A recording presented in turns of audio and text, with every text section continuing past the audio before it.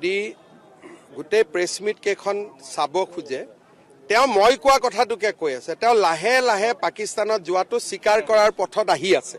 সেইকাৰণে তেওঁ ভূমিকা বনাই আছে নৰেন্দ্ৰ মোদী গৈছিলে কি বৈদিক নে কাৰ নাম কৈ আছে মইতো জীৱনৰ নামেই শুনা নাই তেওঁ বোলে RSS আছিলে কোনোবা আদৱানীজীৰ ভিজিটৰ কথা কৈছে এনেকে তেওঁ নিজৰ ভিজিটটো জাষ্টিফাই কৰিব খুজি আছে যোৱাকালিৰ গোটেই দিনটো তেওঁৰ প্ৰেছ কনফাৰেন্সখনৰ লক্ষ্য হ'ল যে আৰু 6-7 দিনৰ মূৰত তেওঁ কৈ দিব যে মোদীও গৈছিল ময়ো গৈছো সেইটোৰ ফালে তেওঁ বস্তুটো লৈ গৈ আছে আৰু তেওঁ একেদিন এটা প্ৰাইভেট ফাৰ্মো নিযুক্ত কৰিছে তেওঁ এটা মিডিয়া ফাৰ্ম এটা নিযুক্তি কৰিছে তেওঁক পৰামৰ্শ দিবৰ কাৰণে নামটো মোৰ লগত আছে গতিকে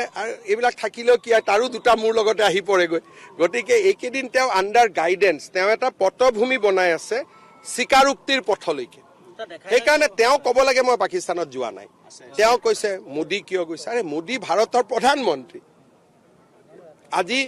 অহাকালি যদি ভাৰত পাকিস্তান শীৰ্ষ সন্মিলন হয় পাকিস্তানৰ প্ৰধানমন্ত্ৰী দিল্লীত আহিব নহলে ভাৰতৰ প্ৰধানমন্ত্ৰী ইছলামাবাদত যাব কিন্তু লগত ভাৰতৰ বৈদেশিক পৰিক্ৰমা মানুহ থাকিব ৰৰ মানুহ থাকিব IB থাকিব পুৰা প্লেন মানুহ যাব যি কথা পাতিব প্ৰত্যেকটো কথা ৰেকৰ্ডিং হ'ব কিন্তু এখেত কাৰ নিমন্ত্ৰণত গ'ল এখেতে কাক জনাই থৈ গ'ল সেইখিনিতো কোনেও নাজানে আৰু মই আজি আপোনালোকক এটা কথা কৈছো তেওঁ যি ধৰণে গৈছিল আৰু য'ত গৈছিল অত্যন্ত ঘৃণনীয় যদি মানুহে চালে প্লিজ চেনেলটো সাবস্ক্ৰাইব কৰিবলৈ